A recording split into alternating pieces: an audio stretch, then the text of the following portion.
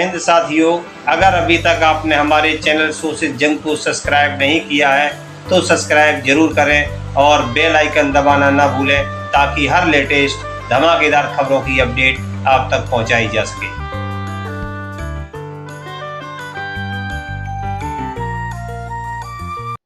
अब मैं ज्यादा बोलने नहीं जाता क्योंकि जो कहना था वो राहुल गांधी जी ने पूरी बात आपके सामने रखी और मैं यहां जो आया हूं कि 139वें स्थापना दिवस पर कांग्रेस के अध्यक्ष के नाते कांग्रेस का झंडा फहराने के लिए आया हूं।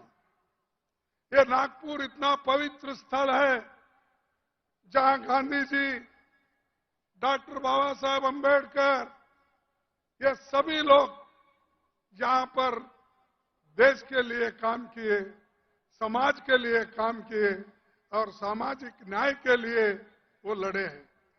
ऐसे एक पवित्र स्थान पर हम आए हैं और हमको ये लगता है कि अगर कोई देश के लोग प्रेरणा ले सकते हैं वो सिर्फ नागपुर से ले सकते हैं। नागपुर एक क्रांतिकारों की भूमि है। इसी भूमि पर बाबा साहब अम्बेडकर ने लाखों लोगों को अपने विचारधारा में लाया और उनको सभी को एक सामाजिक न्याय दिलाया।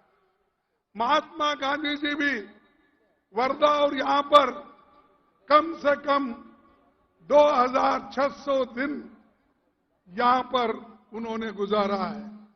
करीब 7 साल उन्होंने मेहनत की। देश को आजादी दिलाने के लिए उनका काम यहां बहुत बड़ा है।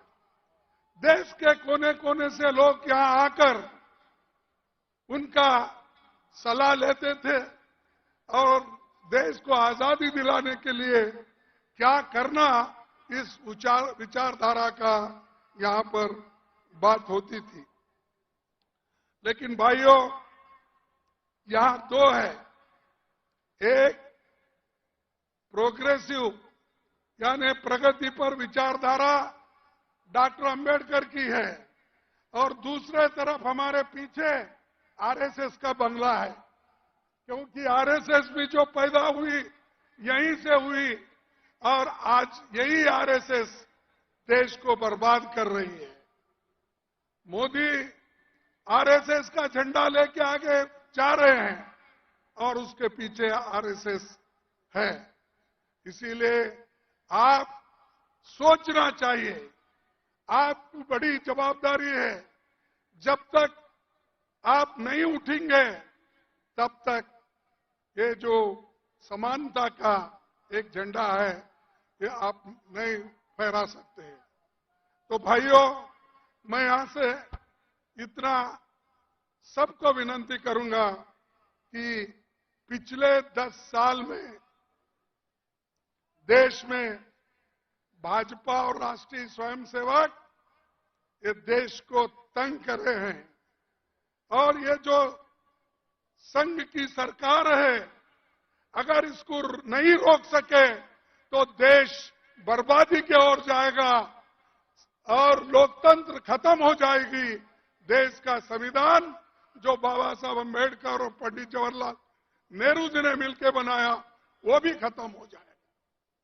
जिस देश में वोटिंग का अधिकार नहीं था, वो वोटिंग का अधिकार संविधान आने के बाद ही हुआ। महिलाओं को, पुरुषों को, युवाओं को और आज जो 18 साल के युवा भी जो वोटिंग कर रहे हैं वो राजीव गांधी की देन है। ऐसे चीजें कांग्रेस पार्टी ही कर सकती है, दूसरा कोई नहीं कर सकता। बाकी के लोग सिर्फ अपना संपत्ति कैसा बढ़ा लेना, संपत्ति को कैसा बचाना और संपत्ति को और 10 गुना करना, ये उनका काम है। लोग ये कहते हैं और बार बार मोदी जी और उनके लोग देश की प्रगति हो गई, हम आने के बाद देश आगे बढ़ रहा है। अरे भाई, क्या आजादी 2014 में ही मिली है? क्या मोदी आने के बाद आपको आजादी मिली है? मोदी आने के बाद ही आपके स्कूल खुल गए हैं। मोदी आने के बाद भी रेल चल रहा है। मोदी आने के बाद भी मेडिकल कॉलेज चल रहे हैं। अरे मोदी, ये तो सब मिलने के बाद वो आज उस गति पे बैठे हैं। मेरे को लिख के भेजे हैं, थोड़ा मैं मराठी में बोलूं। अरे भाई, मी मराठीत बोलतोय, नाही म्हणून नाही, पण माझी विचारधारा जे आहे ते जवाहरलाल नेहरूच्या विचारधारेवर आणि बाबासाहेब आंबेडकरच्या विचारधारेवर, महात्मा फुलेच्या विचारधारावर आम्ही चालतो। पण मोदीजी कुणाच्या विचारधारेवर चालतात? ते आरएसएसच्या विचारधारेवर, समानतेच्या विरुद्ध आहेत। आणि ते आज ना उद्या पुन्हा दलितांना खाली दाबतील। कारण स्कॉलरशिप बंद आहेत, बोर्डिंग्स बंद आहेत, शाळाला ते ग्रँट द्यावं ते देत नाहीत। लोकांचे, मुलांचे, युवाचे सगळे आज स्कॉलरशिप बंद झालेले आहेत। आणि आणखीन एक तुम्हाला सांगायचं आहे, शिक्षण हे महत्वाचं आहे। म्हणूनच बाबासाहेब आंबेडकरांनी सांगितले, एज्युकेट, ऑर्गनाइज अँड एज्युटेट। शिक्षण घ्या, संघर्ष करा, एक व्हा, हे त्यांची वाणी आहे। ते आज आपण घेऊन चाललं पाहिजे। ते जर नाही घेतलं, तुम्ही विसरला, तर तुम्ही कुठेही राहणार नाही। जे काही मिळालं तेही जाणार आहे, मोदीच्या सरकारमुळे, आरएसएसच्या लोकांमुळे। बंधूंनो, आज काय? आज लोकतंत्र खतरे में है। आज इतने इन्फ्लेशन, एवढं प्राइस राईज आहे, किंमत एवढे वाढले आवश्यक वस्तूचे, ते सगळे आकाशला, म्हणजे आकाशपर्यंत पोहोचलेले आहेत। त्याच्याबद्दल मोदी काही बोलत नाही। त्याच्यानंतर रोजगार, अनएम्प्लॉयमेंट इतका आहे, देशात 30 लाख नोकऱ्या खाली आहेत। पण 30 लाख नोकऱ्या खाली असताना सुद्धा मोदी ते भरत नाही। कारण की ते नोकरी भरला तर ते रिझर्वेशन त्याच्यात होईल, बॅकवर्ड क्लासला मिळतील, शेड्यूल कास्ट लोकांना मिळतील, आणि मागास वर्गाला मिळतील, आणि हे जे एसटी लोकांना मिळेल। म्हणून ते 30 लाख वॅकन्सी जे सरकारमध्ये खाली आहेत ते भरत नाही। आणि 8-10 हजार कुठं रिक्रुटमेंट केलं तर त्याचे जे हे आहेत नोकरीचे पट्टे तेच वाढतात। अरे आमच्या काळात डेप्टी सेक्रेटरी, अंडर सेक्रेटरी, कोणीतरी सेक्शन ऑफिसर पोस्ट ऑफिसने पाठवत होता नोकरीचे हे पत्र। आता मोदी साहेब स्वतः स्टेजवर येऊन ते फर्स्ट डिव्हिजन, सेकंड डिव्हिजनचे डॉक्युमेंट ते देतात। तुम्ही विचार करा, एक मनुष्य इतका खाली जातोय म्हणजे ते देशाला फार वाईट आहे। ते मी आता म्हणणं योग्य नाही, कारण दुसरं काही शब्द बोललो की आमचं एवढं केलेलं सगळं मातीत जातंय। म्हणून मी त्याला आता छेडत नाही, दुसरं केव्हा तरी वेळ आली तर मी बोलतो। आज गरीब आणि श्रीमंतामध्ये फार आज हे झालेलं आहे. गरीब अतिगरीब होत आहे, श्रीमंत अतिश्रीमंत होत आहे. अरे या देशात आम्ही जेव्हा सरकार सोडली त्यावेळेला केवळ 5 लाख करोड रुपये आम्ही कर्ज सोडून गेलो होतो. पण आज मोदींनी देशावर 200 लाख कोटी रुपये कर्ज आज त्यांनी केलेलं आहे. 2 लाख करोड्स म्हणजे 200 लाख कोटी रुपये आमच्यावर कर्ज त्यांनी ठेवलंय आणि म्हणतोय सब ठीक है, सब खुशहाल है, हमने बहुत लोगों को आगे बढ़ाया. क्या आगे बढ़ाया? 200 लाख तो आपने कर्जा रखा और जो सहुलतें मिल रही थी वो सब एक एक होकर आप काट रहे हो और जो इरिगेशन प्रोजेक्ट अपने थे वो भी काट रहे हो. म्हणजे प्रत्येक गोष्टीत ते लोक आज बजेट कमी करायचं आणि शेवटली सांगायचं की मी हे केलो ते केलो. अरे बाप, तुम्ही मणिपूरमध्ये ते लोक मरू लागलेत, तिथं अनेक स्त्रियांचं रेप होऊ लागलंय आणि लहान मुलं मरू लागलेत. तिथं मोदी जात नाहीत. कुठं जातोय? इनॉग्रेट करण्यासाठी अहमदाबादला डायमंड हाऊसला जातोय. मोदी कुठे जातात की त्यांना जे पाहिजे पार्लमेंट सोडून त्यांनी लखनौमध्ये राहतात. अरे एकीकडे पार्लमेंट आहे चाललेलं आहे, दुसरीकडे प्राईम मिनिस्टर होम मिनिस्टर हे बाहेर फिरतात. हे काय कुठंतरी असं होतंय? पार्लमेंट कशासाठी बोलवतात? आम्ही एमपीज कशासाठी जातो की लोकांचे मुद्दे तिथं ठेवण्यासाठी. लोक आता काय अनएम्प्लॉयमेंट आहे, बेरोजगारीचे आहे, तसंच जे इन्फ्लेशन आहे, हे सगळ्या गोष्टी आणि आपल्या किसानांचं फार्मर्सचं हे प्रश्न तिथं ठेवण्यासाठी आम्ही जातो. पण तिथं प्रधानमंत्री पायच ठेवला नाही, राज्यसभेत तरी पाय ठेवला नाही, मला वाटतंय लोकसभेमध्ये सुद्धा पाय ते ठेवलेच नाही. म्हणजे एवढी घृणा लोकसभेबद्दल राज्यसभेबद्दल आहे. आणि त्यांनी आम्हाला डेमोक्रेसी शिकवतोय.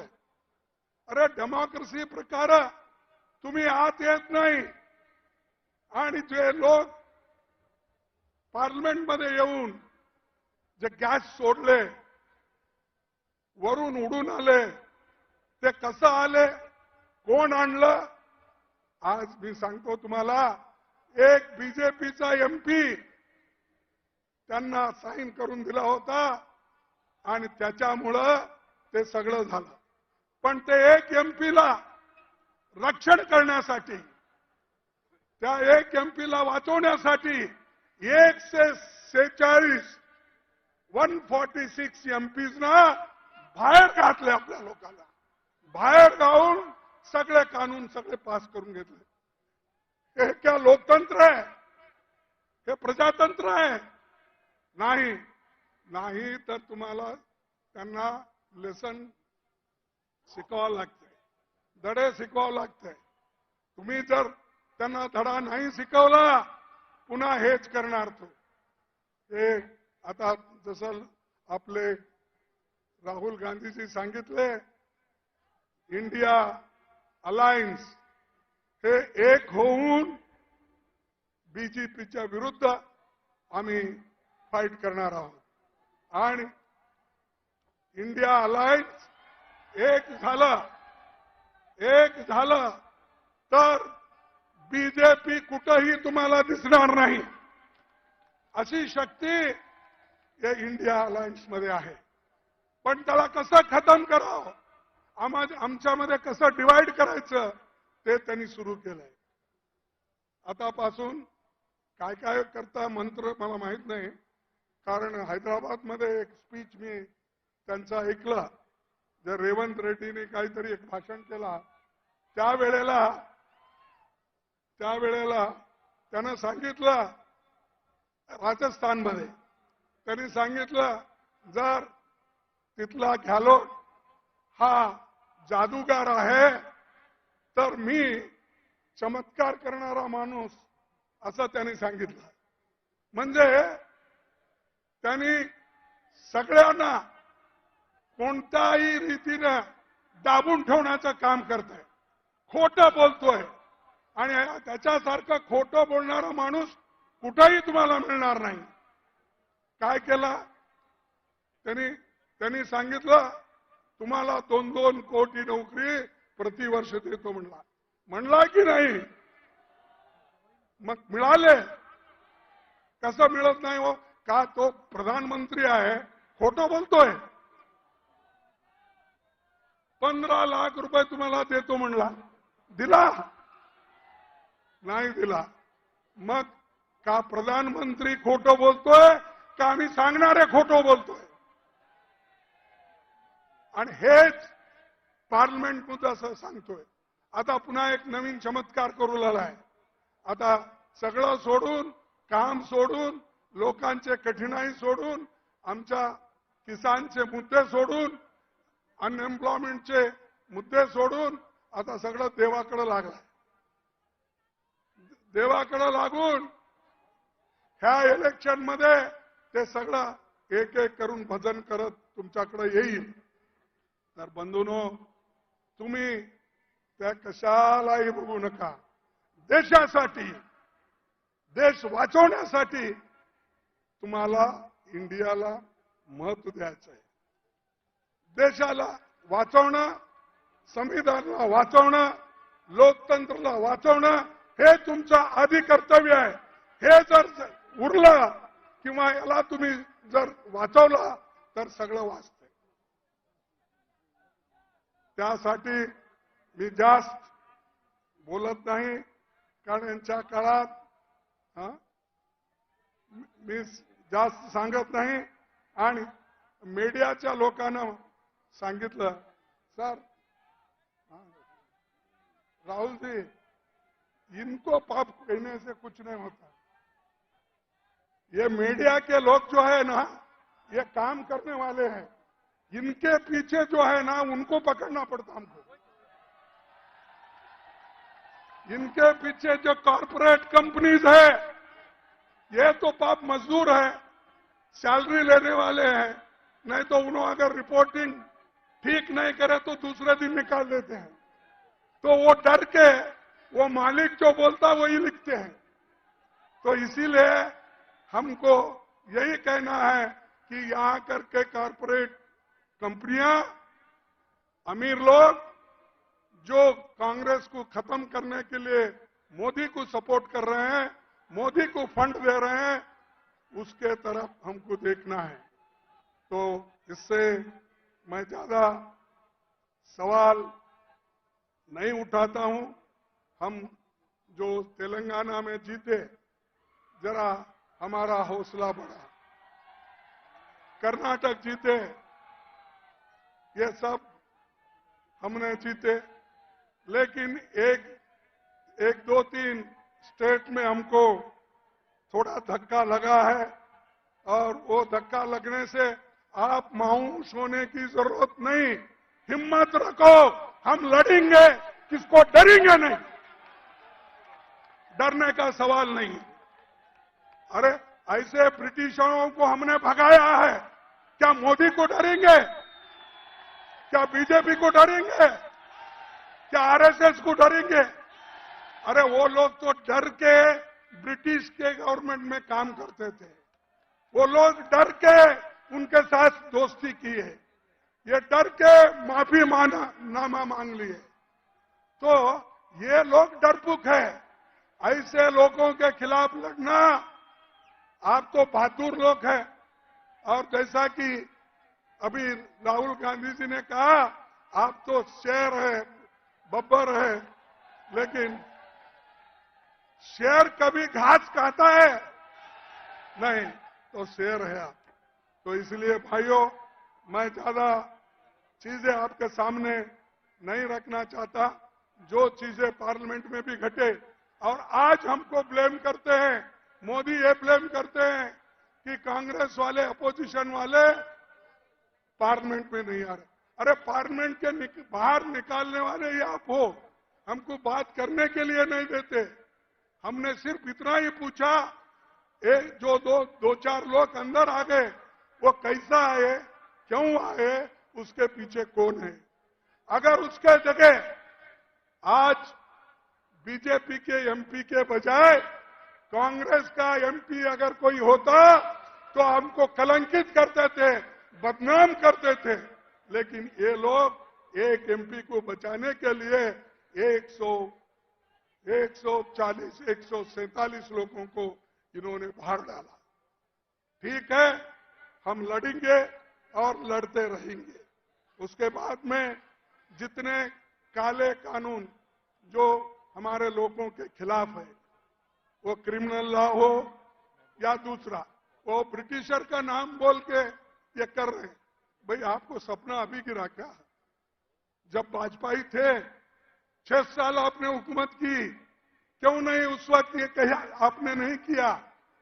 और 9 साल आप हुकूमत में, उस वक्त आपको याद नहीं आया? अब इलेक्शन आ रहे, कुछ ना कुछ करना आप करते जा रहे हो, लेकिन लोग इसको स्वीकार नहीं करेंगे। लोग याला स्वीकार करणार नाही। हे नुसतं माणूस खोटं बोलणार आहे आणि किती दिवस असं खोटं बोलेल।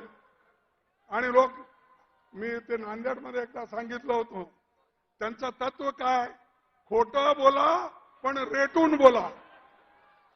असं म्हणजे बोलो, झूठ बोलो, दबा के बोलो, ये मोदी का है। और हमेशा ये वो कहते हैं, अगर कोई भी वायदा करते हैं वो वायदे का उन्होंने बार बार जिक्र करते थे, फिर थोड़े दिन के बाद वो कहते थे कि ये जो हमारी बात है वो चुनाव में बोले, ये कहते थे। इसीलिए मैं एक मुद्दा आपके सामने रख रहा हूं। आने वाले चुनाव में हमारे को इंडिया अलायंस को या कांग्रेस पार्टी को शक्ति मिला, आपने शक्ति दिया, तो हम न्याय स्कीम को इंप्लीमेंट करेंगे। हमको शक्ति मिलने के बाद गरीबों के लिए न्याय स्कीम दिलाएंगे और कम से कम 60-70 हजार रुपए हमारे महिलाओं को बराबर हम देने की व्यवस्था करेंगे और उसको आगे बढ़ाएंगे। मैं इसलिए बोल रहा हूं कि अगर हम महिलाओं को सशक्त नहीं करें और उनके हाथ में पैसे नहीं गए तो अपने बच्चों को, बाल बच्चों को, बच्चों का फीस का, ये सब वो जो ठीक से महिला करती है, पुरुष भी करते हैं, जरा कम करते हैं। इसीलिए हम एक वायदा करते हैं, आने वाले चुनाव में हमारी शक्ति, आप शक्ति हमको दो, हम ये जो न्याय स्कीम है उसको हम लागू करेंगे। कौन सा स्कीम?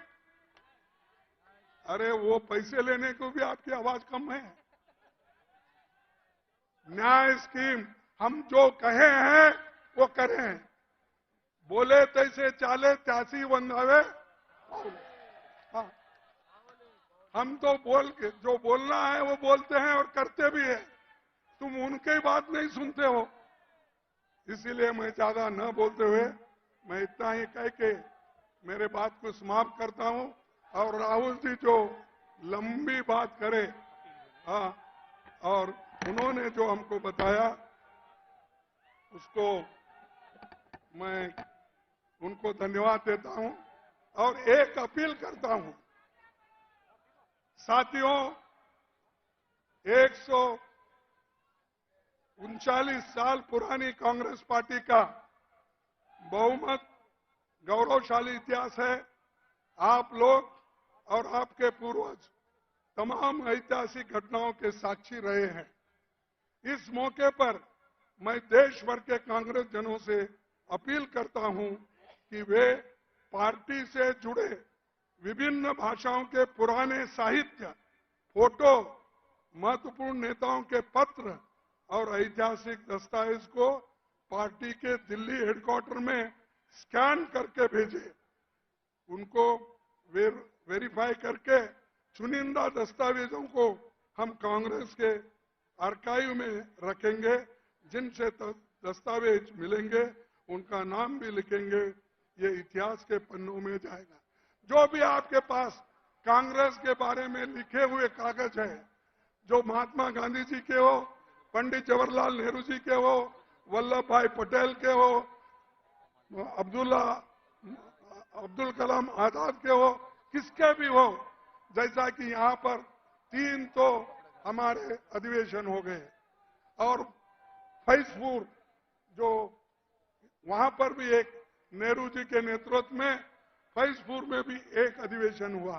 उस अधिवेशन में जो आंखों देखी हालात उस वक्त के जो लिखा पड़ी है, अगर किसी के पास भी है तो आप हमको भेज दीजिए, ताकि हम कांग्रेस ऑफिस में जो हमारा नया बिल्डिंग बन रहा है उसमें रखेंगे। आगे आने वाले बच्चों को एक मार्गदर्शन होगा। इतना कहते हुए मेरे बात को समाप्त करता हूं। जय हिंद। और नए साल का आप सबको मुबारक शुभकामनाएं हो। और आखिरी में यही कहूंगा कि आप एक होकर काम करेंगे और गरीबों को बचाएंगे। जय हिंद, जय हिंद, जय हिंद। ये सामने के लोग पहले बहुत पुकारते थे, अब कम हो गया। जय कांग्रेस, जय कांग्रेस, जय कांग्रेस।